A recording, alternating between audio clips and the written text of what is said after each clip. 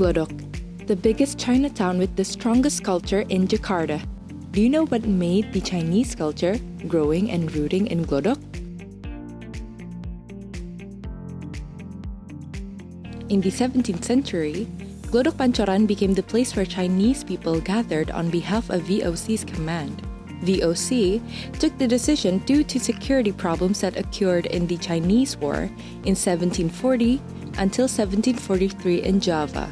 But despite the other effects that happened, Glodok Pancoran bloomed into the center of Chinese culture until today.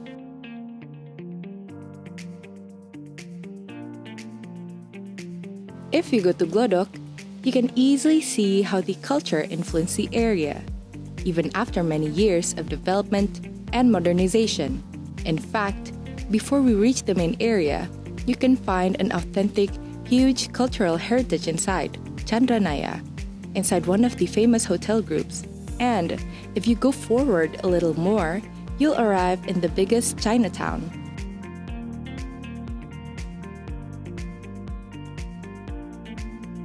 Since a long time ago, Glodok has always been Jakarta's center of economy. Until this day, we can still find a lot of wholesalers and retailers of various stuff.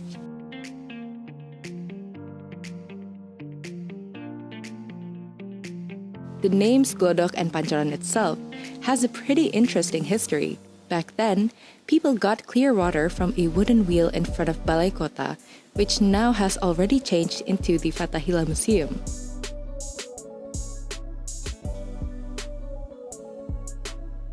Pancoran was originally from the word pancuran, and glodok was the glodok-glodok sound of the wooden wheel when it's spinning. Besides the economic side, Chinese culture also influenced the food there. You can easily find an aisle full of Chinese food. But before coming there, I want to visit an authentic food stall that has been operated by 3 generations and remains tasty until now. It's even featured in a famous movie. So, what kind of delicacy that's inherited from the Chinese ancestry in Glodok? Let's travel and eat around Indonesia.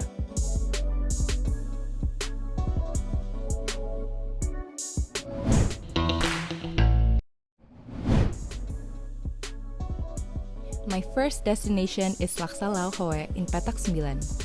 Even though it's located in a pretty small and crowded alley, the taste of Laksa Lauhoe is known everywhere.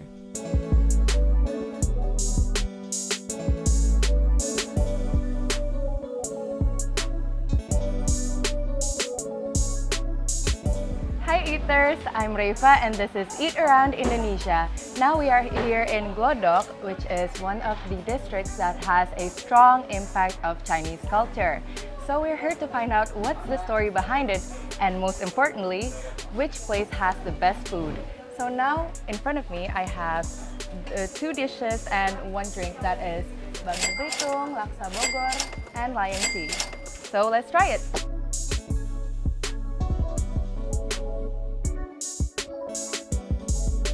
Of it looks very vibrant. The colors really shine through, and even though it's filled with broth, it doesn't feel that soggy, and it's still crunchy in your mouth. Like the toge, it still comes through, and oh my god, the portion!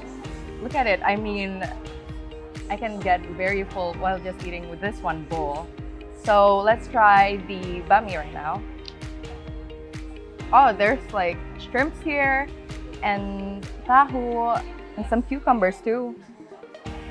The soup is very thick. So let's try it.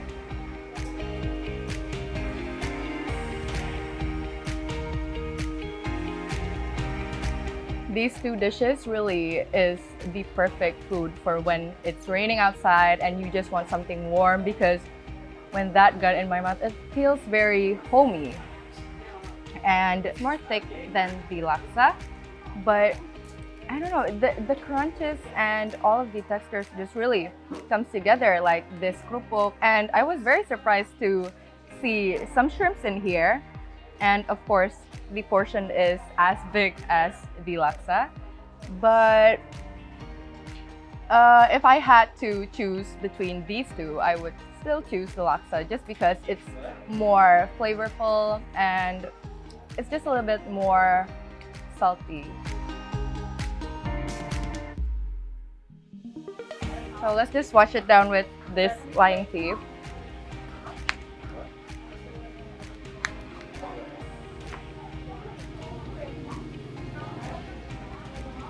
Oh God, that's very refreshing. This is very refreshing, even though I don't really like sweet things. And this is very perfect for me because it's not that sweet. And it's just perfect because it balances out all of the dishes right here because it doesn't overpower anything. So it's a really good drink to have with these kind of dishes.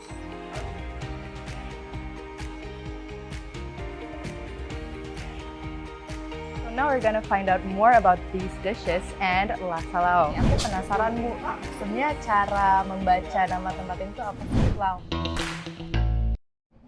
Itu salah ejaan mesti artinya orang tua-tua. Oh gitu, udah lama banget ya sampai sekarang? 80 saya jual waktu itu pakai gerobak. Ini yang teh bikinan sendiri. Oh iya? Ramuan sendiri. Oh. Racikan dari rumah obat Tionghoa. Wow. This tastes, it's kind of sweet, but not too sweet. And it's surprisingly very creamy. This is very refreshing. This one, it's not that bitter. I'm surprised too, but because it's such a hot day, this is very good for now.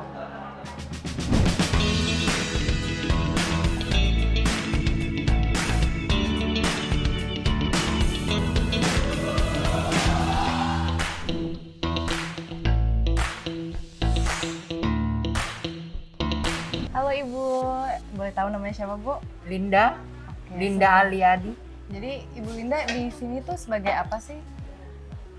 Saya pemiliknya, juga langsung masak. Yang masak juga. saya sama adik-adik Oh, jadi di sini keluarga. Oh, jadi ini restoran milik keluarga emang ya? Ya, keluarga. Jadi tadi aku kan datang ke sini, aku penasaran Bu, sebenarnya cara membaca nama tempat itu apa sih? Lau Hao? Lau Hoi. Oh, Lau Hoi. Lau Hoi itu salah ejaan mesti artinya orang tua-tua. Oh gitu, itu bahasa apa Bu? Hokkien. Bahasa Tiongkok. Hokkien. Hokkien. Lau Hoi. Oh, Lau gitu. Hoi. Nah, sebenarnya Lau Hoi ini tuh dari tahun berapa ya berarti? 80. Oh ya, berarti udah lama banget ya sampai sekarang? 80 saya jual waktu itu pakai gerobak, anak saya masih kecil. Lokasinya udah di sini terus Bu dari dulu? Iya. Tapi nggak rame, nggak begini, sepi. Jadi saya ganti jual makanan, sayur matang, macam-macam. Nah, setelah anak saya dewasa, dia kerjanya sekolahnya di travel. Oh. Nah, mama terusin laksa, nanti saya robah. Jadi rumahnya dirobah di dalam, sayang ini belum boleh masuk. Iya. Model zaman dulu rumahnya. Dari sini WC juga semua juga zaman dulu. Bu, tadi kan saya udah nyobain 2 makanan ini nih. Nah, sebenarnya menu ini tuh sebenarnya hidangan dari mana sih ya? Laksa aslinya laksa Bogor, Cibinong dulu yang terkenal. Iya. Kalau bakmi Belitung, mertua saya orang Belitung. Oh, Penduduk gitu. asli Belitung punya bakmi. Kalau bakmi orang Chinese kan lain, pakai babi. Kalau dia kaldu sapi. Oh, oke. Nah, tadi saya ngerasain yang bakmi, ini ada kayak asem-asemnya gitu, itu tuh apa Bu? Oh iya, Dari itu apa ya? jeruk sonkit namanya. Sonkit. Nah, jeruk son asem. Oh, son asem. Kit jeruk ya, jeruk sonkit. Iya. Biasanya kita bikin minuman juga buat adem untuk tenggorokan. Oh iya, berarti selain jeruk itu tuh hidangan misalnya yang ini deh, yang bakmi tuh sebenarnya terdiri dari apa aja sih dalam itu, komponennya ada apa aja? Ya, bakmi, toge, tahu, kentang, ketimun, udang, bawang udang, emping. Iya, sebenarnya aku tadi kaget sih pas ngeliat ada udangnya soalnya jadi enak banget. Dan ini porsinya jadi juga banyak banget kan. Iya. Jadi enak, terus tadi juga kriuk-kriuknya pas gitu kan ya. Iya. Nah, kalau yang laksa ini gimana, Bu? Kalau laksa isinya dia bumbunya dari bumbu ayam goreng. Oh, dari bumbu ayam goreng. Isinya bihun, toge, ayam suwir, telur, kemangi, bawang goreng. Aku tadi ngerasain ini dua-duanya emang rasanya emang gurih banget ya. Kalau dia beda nih, gimana jeruknya jeruk limau. Nah, itu bedanya apa tuh? Jeruk limau. Ah. Ini sebab makanan orang Bogor. Oh. Pakai jeruknya jeruk limau. Ada alasannya nggak sih, Bu, kenapa menu yang disediain tuh ini 2 sama layang teh ini aja? Ini liang teh bikinan sendiri. Oh iya. Ramuan sendiri. Oh. Racikan dari rumah obat Tionghoa. Oh ya, ini enak soalnya nggak terlalu manis kan ya? Ya, nggak boleh manis, nggak pakai. Emang nggak boleh ya? Nggak pakai gula. Oh. Banyak orang nggak mau pakai gula. Nah, sekarang saya mau tanya lagi, Bu. Sebenarnya apa sih alasan glodok itu punya pengaruh budaya Chinese yang sangat kental seperti sekarang nih? Gimana tuh? Ini memang dari dulu ya, yang saya tahu sejak nenek saya juga tinggal di sini. Selain penduduknya mayoritas dari orang Chinese, nah yang banyak buka toko obat itu yang bikin menarik orang banyak datang ke sini. Oh gitu. Kalau yang jual obat itu sensei yang dokter itu yang. Iya. Nah, adanya di sini. Semua di sini. Jadi Pancoran, Oh iya. Glodok. Iya. Nah, makanannya juga yang terkomplit sama barang sembayangan. Sini juga petak 9. Berarti kalau lagi hari raya Imlek itu ramai banget ya? berarti ya? Rame. Oh iya. Ngantri, yang ini Sampai juga jalan ngantri ngantri, jalan ngantri. Iya. Penuh. Oke, makasih banyak Bu Linda udah mau ngobrol-ngobrol sama saya hari ini tentang makanannya, tentang sejarah di Glodok ini. Makasih banyak ya, Bu. Sama-sama. Makasih. So eaters, after this we're gonna find other delicious destinations around Glodok. So let's travel and eat around Indonesia.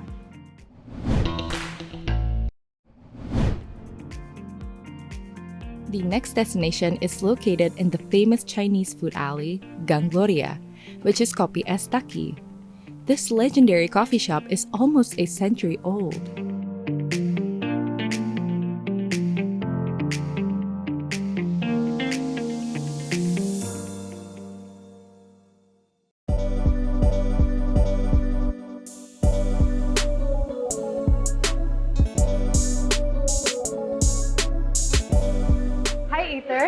So now that I've tried Lao Hoe, across from there, there's this refreshing iced coffee place named Kopi Es Taki. And now in front of me, there's this black coffee and the one with milk. So I'm gonna review it. Kopi Es Taki's success turns out to be in line with the philosophy of its name. The word tak means simple, wise, and as it is, while the word ki means easy to remember.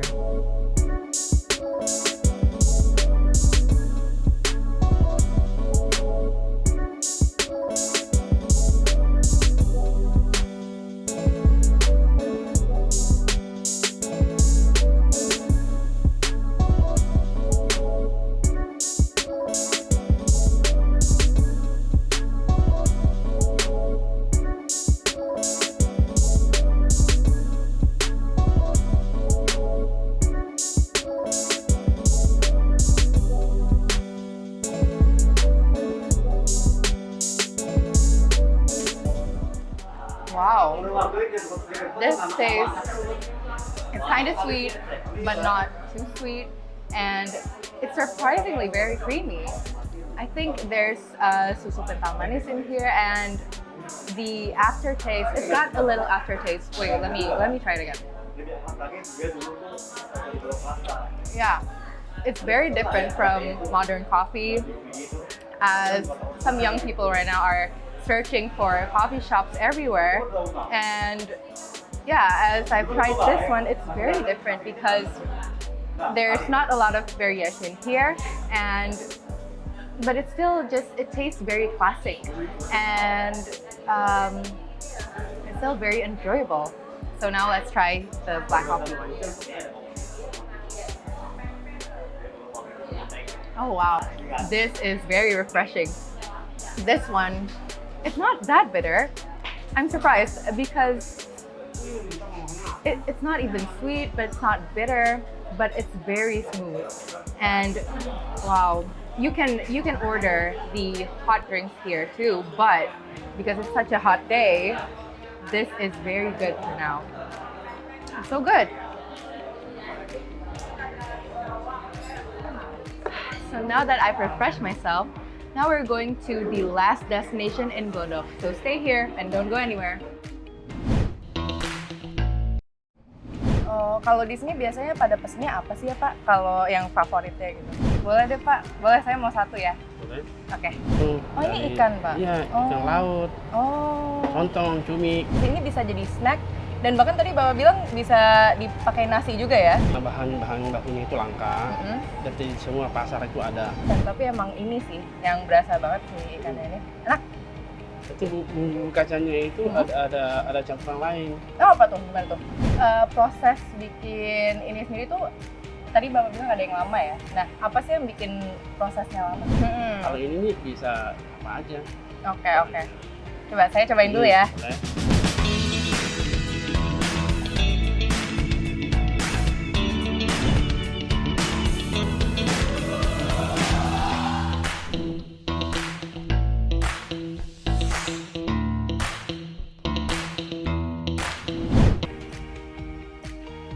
My trip ended in Rujak Juhi, which is located in front of Pancoran Chinatown Point.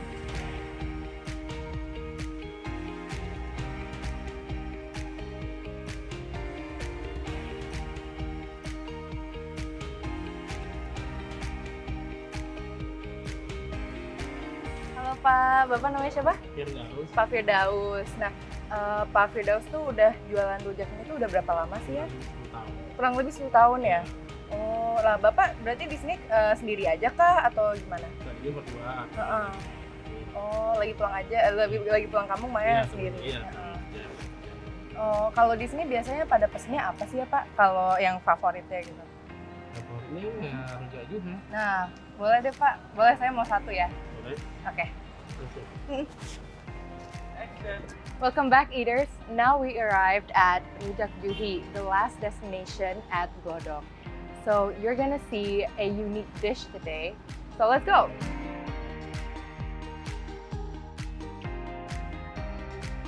Unlike the common rujak that contains fruits, Rujak Juhi is made out of vegetables and shredded dried squid and poured with peanut sauce.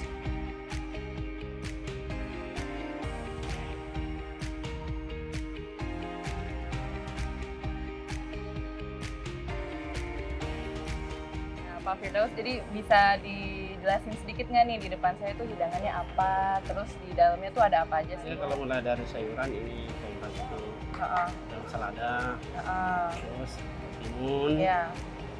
selanjutnya kentang goreng, Mm-mm. terus Oh, ada kentangnya juga tadi ya ada, sini ya? kentang goreng, terus mie A1, Heeh. terus kerupuk, Mm-mm. terus emping, Ya. terus ini ikannya ini dari itu. Oh, ini dari- ikan, Pak? Iya, Oh. ikan laut, Oh. lontong, cumi. Oh, cumi. Iya, cuma dikeringin. Oh, Udah, iya. itu Saya di- kira ayam tadi soalnya. Iya. Ikan, Oh, ikan. ikan sotong. Mm-mm. Dikering terus diolah lagi, dikering baru diasekin, Heeh. terus dikeprek. Itu prosesnya ya Ini semua. prosesnya, Ha, ha. ya, terus digulung baru disuir-suir kayak gini. Nah, kalau ini tuh sebenarnya makanan khas mana sih ya, Pak? Masakan khas Betawi. Oh, khas Betawi. Hmm. Oh, oke. Nah, berarti sebenarnya yang bikin rujak ini beda dari yang lainnya itu gara-gara ikan ini ya, si cumi ini ya? Atau Ya. apa? Ada ya perbedaannya kan Heeh. dibilang rujak juhe karena ininya juhe itu ikannya itu. Mm-mm. Kalau ini nih bisa apa aja. Oke. Coba saya cobain Hmm, Iya, dulu ya. Boleh. Nah.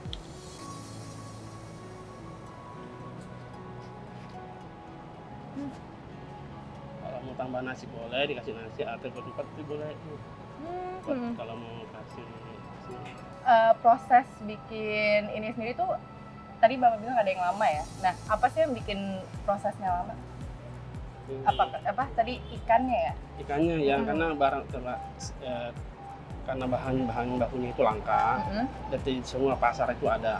Nah itu pun harus dipesan dari bangkai ikannya. Jadi proses terjadi juga ini lama, butuh waktu 2-3 minggu. Oh iya? Iya, dikeringin dulu. Lama banget ya ternyata ya? Iya. Ini tadi saya rasain, emang si ikannya ini kayak yang bikin asin ya. Karena tadi bumbu kacangnya pun ya kayak ya udah bumbu kacang, tapi emang ini sih yang berasa banget si ikannya ini. Enak. Itu bumbu kacangnya itu ada campuran lain. Oh apa tuh? Gimana tuh? Udang ebi. Udang ebi itu prosesnya itu digiling halus, baru adonannya dicampur dengan kacang. Itu pun itu disangrai kacangnya dulu, kemudian dibikin halus, terus digoreng lagi. Jadi ini bisa tahan lama sampai 3 hari. Iya. Biasanya? Kalau misalnya ini tidak habis, kemudian dipanasin lagi. Oh iya gitu ya? Panasin, dihangatin. Jangan pakai kulkas, nggak bagus. Nanti rasanya berbeda. Oke. Nah, eaters, kalau yang tadi aku rasain di sini, ini tuh mie-nya juga nggak terlalu tebal ya, dan dia nggak terlalu kenyal yang susah dikunyah gitu. Jadi emang enak dan emang gampang buat dimakan sih. Ini bisa jadi snack dan bahkan tadi Bapak bilang bisa dipakai nasi juga ya? Bisa. Oh, pakai ketupat atau ini lontong bisa. Oh, tapi emang bakal kenyang banget ya pasti ya. Oke. Wah enak banget, makasih banyak Pak Firdaus sudah mau bikinin makanan enak ini dan mau ngobrol-ngobrol sama saya juga tentunya. Makasih banyak Pak, saya lanjut makan dulu ya. Oke. I think a rujak will perfectly end my day. Let's try it!